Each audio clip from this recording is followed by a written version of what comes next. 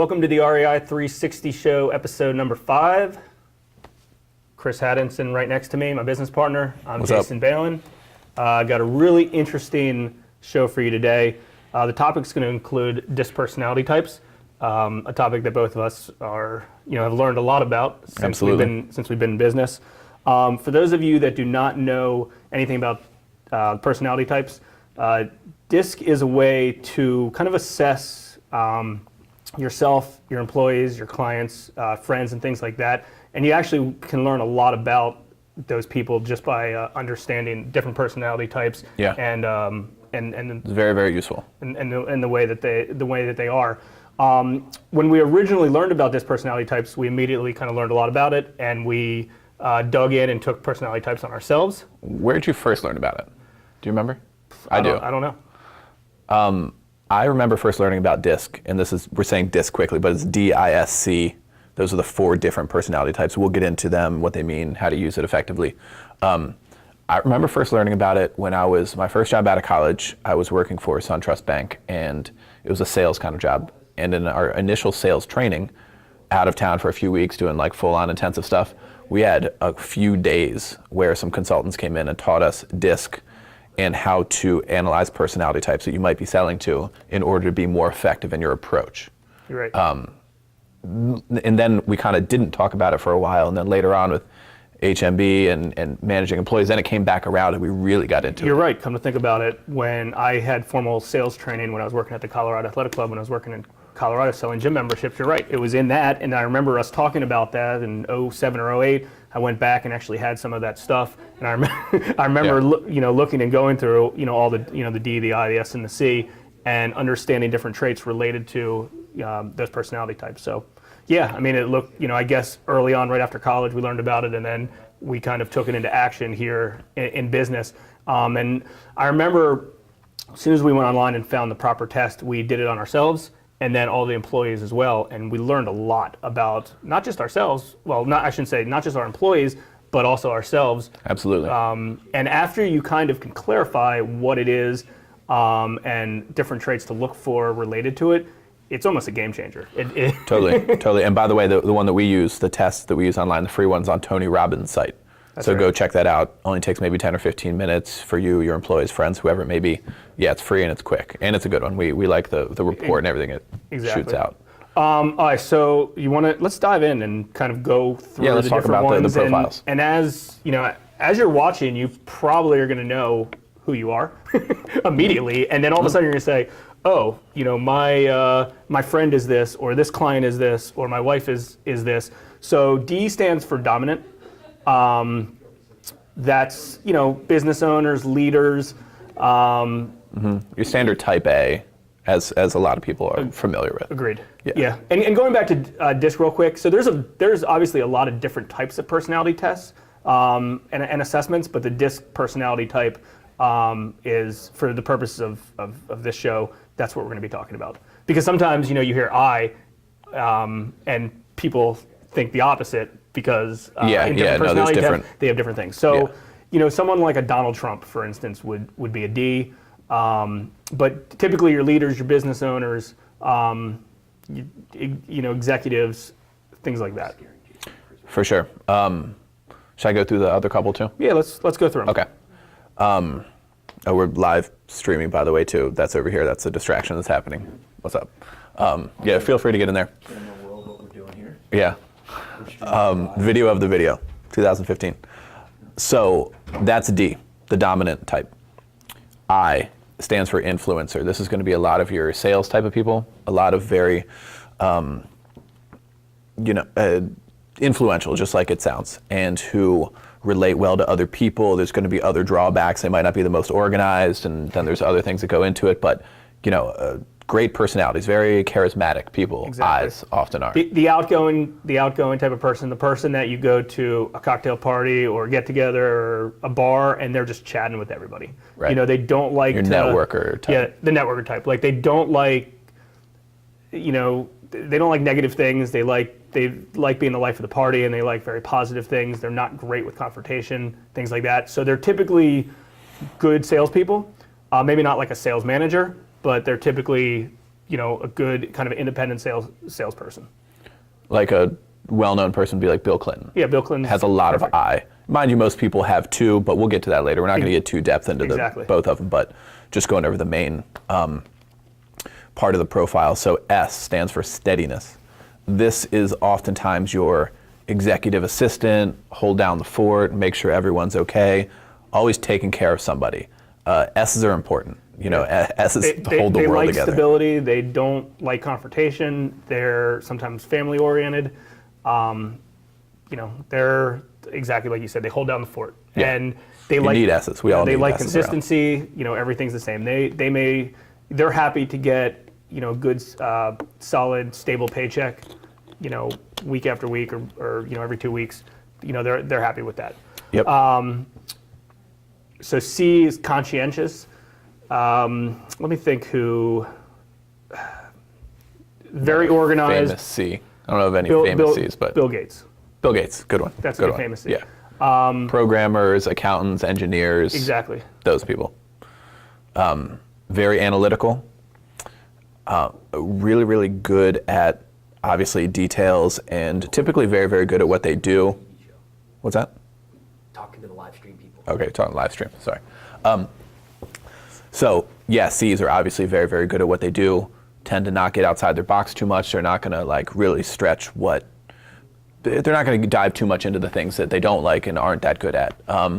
But C's are very, very important as well, and are very interesting personality for sure. And we'll get into that when it comes to interacting in business. You have to handle C's in a certain way, otherwise their head will explode. Exactly. So it's important to obviously understand who you are, and also another thing to mention, and we don't have to go too in depth in this, but you typically do have a little bit of everything. So for instance, you could be a high D, a little bit of an I, and then kind of mix and match things. Yeah. And yeah. it's you usually have a primary one, but then there's also some add-ons as well. Yeah. As well. And what we've learned is when we hire, let's say we hire a new salesperson for one of our companies, we know exactly what that personality type comes back at. And usually you don't need the personality type after you learn this and you understand it. Well, after a while you can just guess it. You can just guess it after a few conversations. We usually like employees to to take them just so we have them, because sometimes if somebody's on, let's say they're playing defense, or they're playing they're in a uncomfortable situation, it's also good to understand kind of what they would go back to. Yeah, touching on that for a second, what Jason's referring to is people have their natural style and their adaptive style, and if you take a test like the one on Tony Robbins' site, it's going to give you scores on both. Exactly. So someone might be, for example, a D in their natural style. That's kind of how they operate day to day. They're kind of competitive and charging and that sort of thing. But when taken outside the box a little bit, when thrown off a little bit and they're into their reactive or adaptive style, they might be a C and just go into super analytical mode.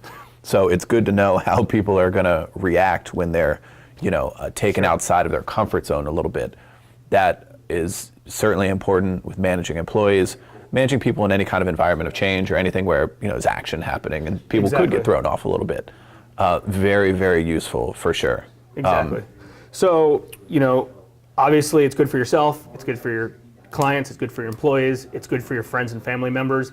I mean, there's sometimes you could be like, hey, I want to strangle this person because they're not doing this. And, after you learn their personality type, it's like that person that is way outside their comfort zone, they're probably not going to do that. Yeah, you learn not to expect certain, you learn to get used to what certain personality types are going to excel at and what not to expect from people, and that's important. I mean, there's no use trying to fit a square peg into a round hole. Exactly. Yeah.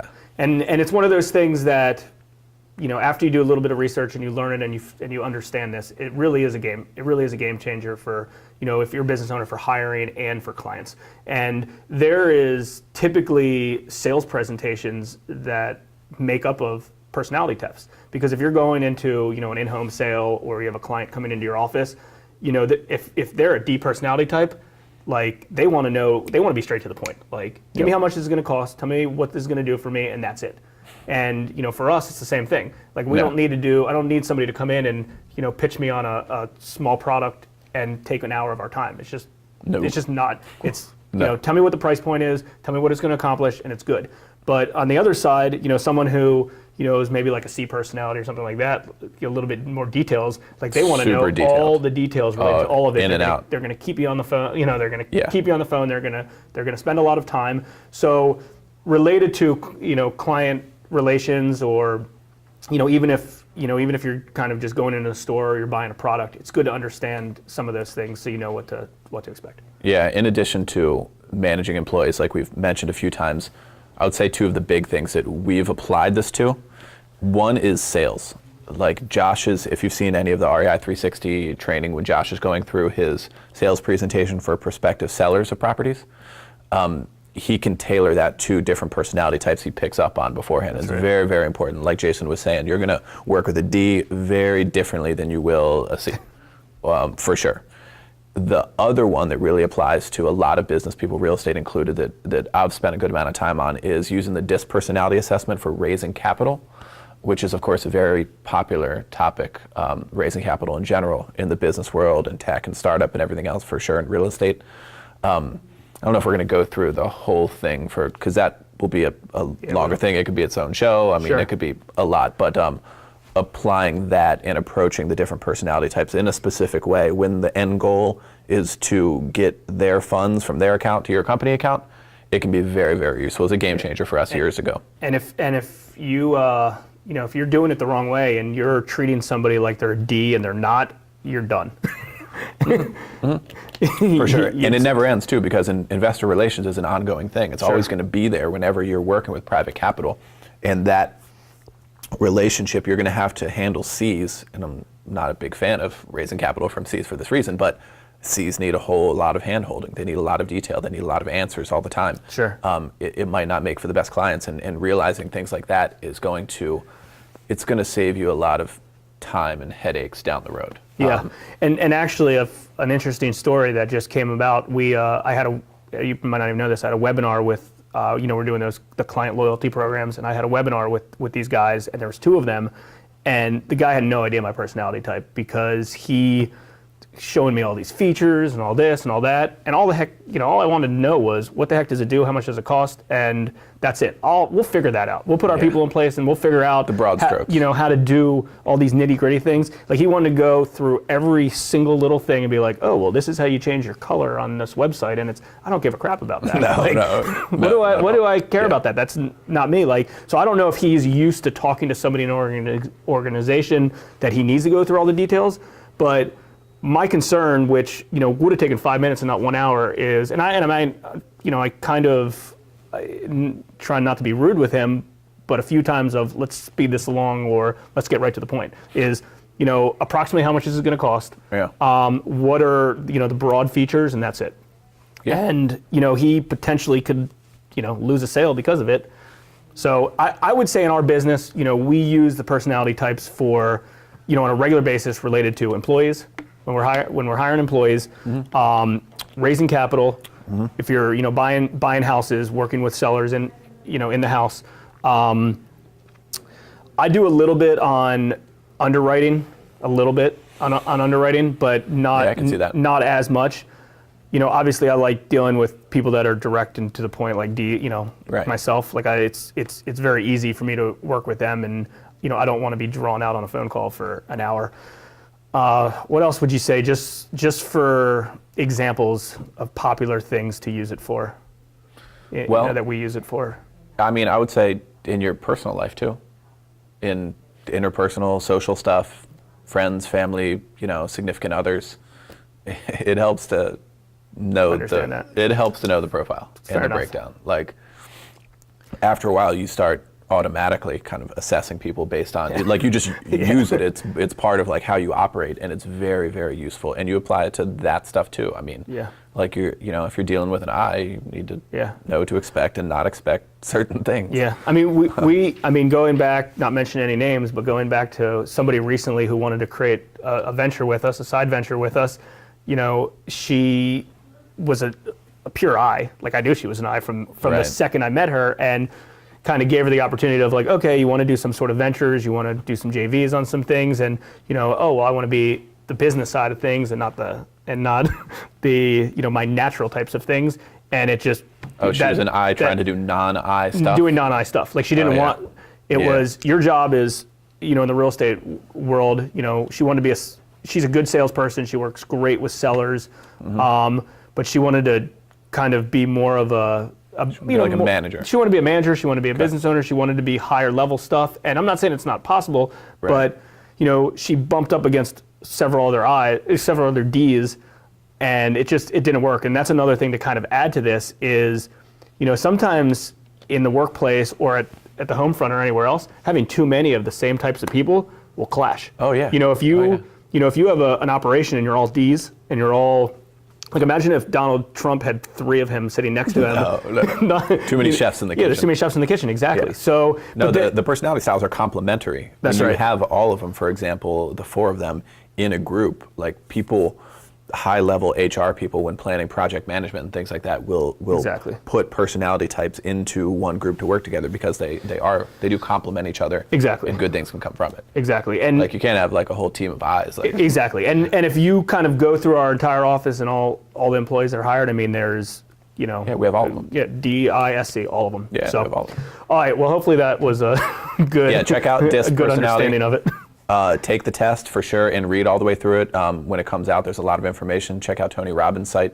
Yeah, we'll put a to do link for on it. free. I was trying to find Tony Okay, yeah, Robbins. we'll link to it. linked to it earlier, and I couldn't figure it out. Any questions? Any questions from? Yeah. Oh, by the way, you can always submit questions on any social media using the hashtag #TheREI360Show. That's on Facebook, on Twitter, on Instagram. And what's that? Please send questions. Yes, please send questions. Absolutely. Send us questions. We'd love to answer them. Our team here will be looking for any questions using that hashtag, #TheREI360Show. So what do we have today? So Julie printed out one for me earlier. Okay, very common topic. I've had a hard time getting banks to give me long-term financing on some of my properties. We're in their investor world, so investor properties. Do you have any recommendations? Meaning long-term yeah. rental? thing? Well, long-term rentals are just Okay. yeah. Shoot, that's your department. Yeah, so getting money from banks is hard, and it always has been. I would say that the credit markets are a little bit more flexible now. So I've been noticing that it's been easier to get long-term money on them compared to a few years ago. For sure.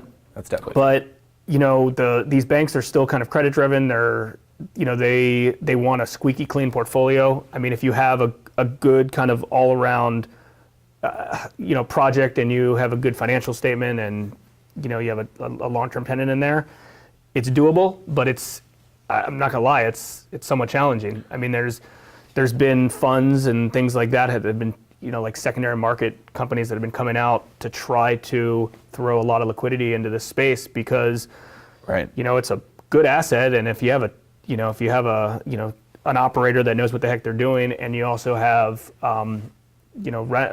long-term renters in there, it makes sense, but it's still hard to.